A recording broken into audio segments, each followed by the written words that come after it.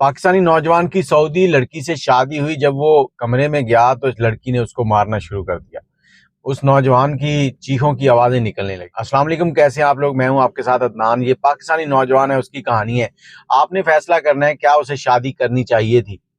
یہ نوجوان پاکستان کے ایک نواحی علاقے کا رہنے والا تھا اور اس کے والدین جو ہیں بچپن میں فوت ہو گئے تھے۔ اس کی عمر اس وقت 25-26 سال کے قریب تھی۔ اب اس نوجوان نے یہاں پر تھوڑی بہت مزدوری کرنی اور اپنا پیٹ پال لینا۔ بچپن کے دن جو ہیں وہ تو مشکل سے گزر ہی گئے، اب جوانی جو ہے وہ بھی مشکل میں تھی۔ ایک دوست کے ساتھ اس کی دعاسلام اچھی تھی، وہ دوست سعودیہ میں تھا، اس نے وہاں سے اس کے اوپر ایک قسم کا ترس کھایا۔ اس نے کہا کہ اچھا لڑکا ہے، چلو کچھ زندگی سنور جائے گی، اس کو ترس کھا کر سعودیہ بلا لیا۔ اب جب یہ سعودیہ پہنچا تو وہاں پر اس کو جو نوکری ملی وہ ایک بکریوں کا جو باڑا ہوتا ہے وہاں پر ملی۔ وہاں پر اس نے اونٹ چرانے، بکریاں چرانی، بھیڑ بکریاں جو بھی ہے وہ اس کا کام تھا۔ اس کا کفیل بہت اچھا تھا، اس کو ہر مہینے تنخواہ دیتا، سارے پیسے اس کو دیتا۔ اور اس شخص نے وہاں شروع میں تو تھوڑی مشکل ہوئی، اس کے بعد ایسا وہاں سے منحوس ہوا کہ وہاں سے کبھی پاکستان آنے کا نام نہیں لیا۔ اس شخص کو وہاں پر 35-37 سال گزر گئے۔ 35-36 سال میں اس کا کفیل کے ساتھ ایسا تعلق بنا کہ کفیل اس کو اپنے بھائیوں کی طرح سمجھتا تھا۔ کفیل نے اس کے ساتھ کبھی کوئی اونچ نیچ نہیں کی، ہر وقت اسے کہا کہ تم پاکستان جاؤ۔ اکثر وہ اسے کہتا رہتا تھا کہ یار تم شادی کر لو۔ ایک دن وہ بیٹھا اس کے پاس اور اس کو کہتا کہ یار تم نے کتنے پیسے جمع کر لیے اب تک، کیونکہ تمہارا روٹی پانی تو میری طرف ہے، ہر مہینے جو تنخواہ آتی ہے وہ تم رکھ لیتے ہو، کتنے پیسے ہو گئے ہیں؟ اس شخص نے وہ سارے پیسے کفیل کے سامنے رکھے۔ انہوں نے جب گنتی کی تو اچھے خاصے پیسے اس کے پاس تھے۔ 37 سال ایک بہت بڑا عرصہ ہے۔ اب کفیل اس کو کہتا ہے یار تم نے اتنا پیسہ جمع کر لیا، اب تم شادی کیوں نہیں کرتے؟ یہ بوڑھا شخص ہو چکا تھا، یہ بوڑھا ہو چکا تھا، عمر ڈھل چکی تھی۔ بکریوں کے بارے میں رہنا، اونٹ چرانے، تپتی ہوئی دھوپ، صحرا، چہرے پہ جھریاں، اور یہ اسے کہتا ہے یار مجھ سے کون شادی کرے گا، اب میری عمر ہے شادی کی، میں بوڑھا ہو چکا ہوں۔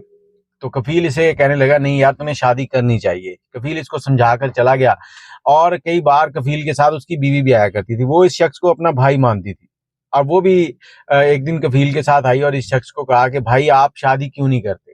اس نے کہا بہن میں شادی کر کے کیا کروں گا، مجھ سے کون شادی کرے گا، اور وہ بھی اس پرائے ملک میں۔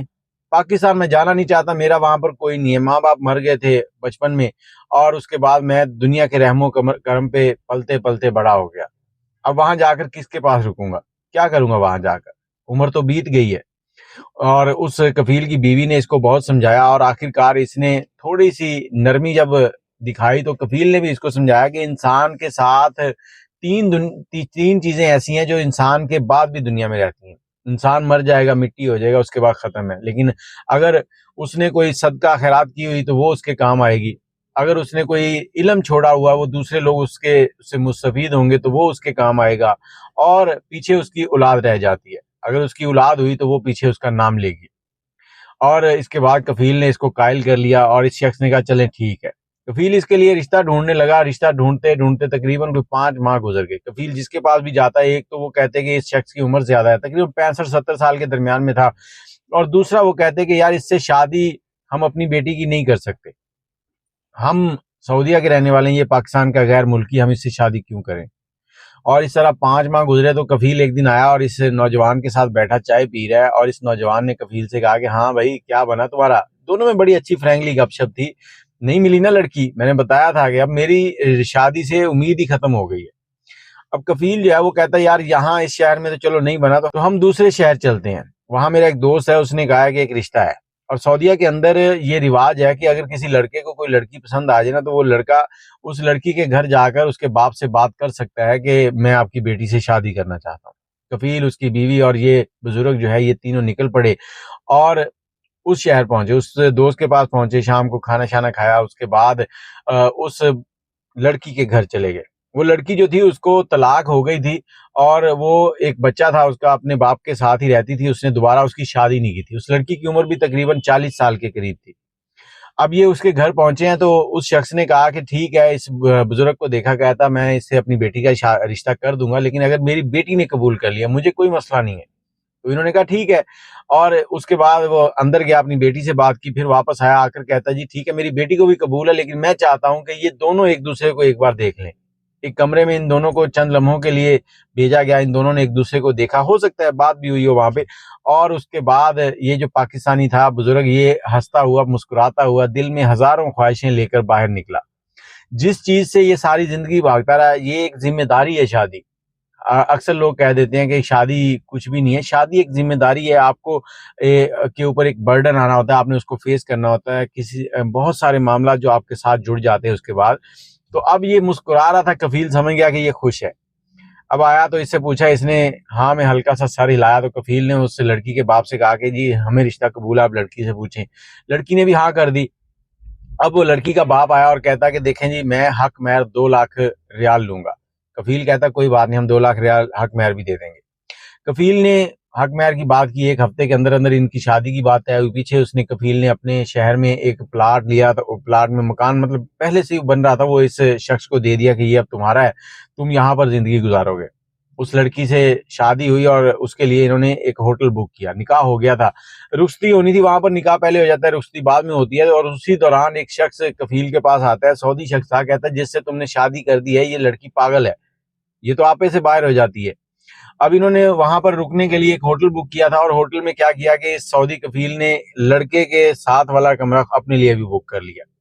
اب ان کی سہاگ رات ہے، یہ نوجوان اپنی بیوی کے پاس جاتا ہے، تو کچھ دیر کے بعد اندر سے چیخوں کی آواز آنی شروع ہو گئی اور چیزوں کے گرنے کی آواز آئی۔ جیسے یہ آوازیں آئیں تو کفیل اپنے کمرے سے اٹھا اور اس کمرے کی طرف گیا۔ آگے جا کر کیا دیکھتا ہے کہ وہ عورت جو ہے اپنے شوہر کے بال نوچ رہی ہے۔ کفیل نے جا کر اس کو پیچھے کیا اور لڑکی کو ایک تھپڑ دے مارا۔ جیسے ہی تھپڑ دے مارا تو اس نوجوان نے اس کا ہاتھ پکڑ لیا، کہتا ہے کفیل تم اس کو نہیں مارو، یہ میری بیوی ہے، یہ میرا اور اس کا معاملہ ہے، تم بیچ میں نہیں آؤ۔ اس کے بعد کفیل نے اس بزرگ کو لیا اپنے ساتھ اور اپنے کمرے میں آ گیا اور اس لڑکی کو اس کمرے میں اکیلا چھوڑ دیا۔ صبح اس کے کچھ حواس ٹھیک ہوئے اور اس کے بعد یہ لوگ اپنے شہر آ گئے۔ پھر آ کر وہاں پر انہوں نے اس لڑکی کو ڈاکٹر کو دکھایا، تو ڈاکٹر نے پوری رپورٹیں وغیرہ چیک کی، اس کے بعد کہا کہ 1 مہینہ لگے گا، اس کے بعد یہ بالکل نارمل ہو جائیں گی۔ ان کا علاج ہی نہیں کروایا گیا۔ تو ڈاکٹر نے علاج شروع کیا اور علاج کے بعد 1 مہینہ گزرا، لڑکی بالکل ٹھیک ہو گئی اور یہ پاکستانی نوجوان اس کے ساتھ رہنے لگا۔ پھر اللہ تعالیٰ نے ان کو 4 بچے اور دیے اور اب یہ وہاں پر ہنسی خوشی زندگی گزار رہے ہیں۔ اور یہ ایک اچھی کہانی تھی، میں نے سوچا آپ لوگوں سے شیئر کر دوں، جہاں پر ہم دیکھتے ہیں نا کہ بہت سے سعودی لوگ جو ہیں بڑے خراب ہیں، اس طرح برے کام کرتے ہیں یا زیادتی کرتے ہیں، وہیں پر اچھے لوگ بھی ہیں جو وہاں کے لوگ ہیں نا بہت ہی پیار بھی کرتے ہیں۔ تو کوشش کیا کریں کہ وہاں جب بھی جائیں اپنے کام سے کام رکھیں اور لوگوں کے بارے میں غلط خیالات نہ رکھیں۔ اگر آپ کسی کا برا سوچیں گے تو آپ کا بھی ویسا ہی ہو جائے گا۔ عموماً یہی ہوتا ہے کہ جب ہم کسی کے لیے برا سوچتے ہیں تو ویسے ہی معاملات ہمارے ساتھ بھی چلنا شروع ہو جاتے ہیں۔ اور سب سے امپورٹنٹ ہے رول۔ سعودیہ کے اندر آئے دن کچھ نہ کچھ رول چینج ہوتے رہتے ہیں اور ان رول کو اپنائیں تاکہ آپ کے ساتھ زیادتی نہ ہو۔ بہت سے ایسے پاکستانی ہیں جو اب تک سعودیہ کی جیلوں میں پڑے ہیں، قید ہیں، اور بہت سے پاکستانی ایسے ہیں جو صحراؤں میں کفیلوں کی قید میں ہیں۔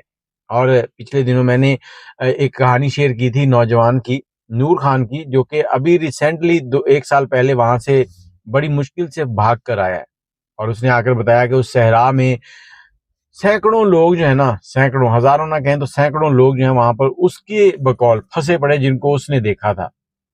ان کے لیے ہماری حکومت کو آواز اٹھانی چاہیے، جتنے سوشل میڈیا کے لوگ ہیں ان کو آواز اٹھانی چاہیے تاکہ ان کی وہاں سے چھٹکارا ہو سکے، وہ اپنے گھر والوں سے مل سکیں، کیونکہ 10 15 سال ہو چکے ہیں ان کو۔